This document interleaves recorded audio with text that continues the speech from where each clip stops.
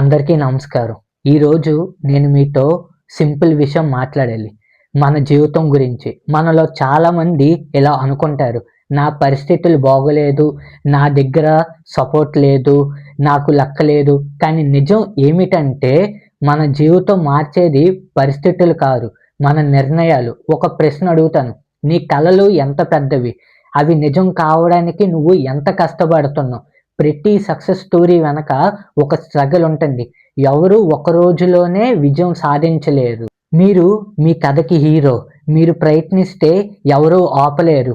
జీవితం ఒక ప్రశ్న కాదు, ఇది ఒక అవకాశం. ఇంకో విషయం, మీకు మోటివేషన్ అవసరం లేదు, మీకు క్లారిటీ అవసరం.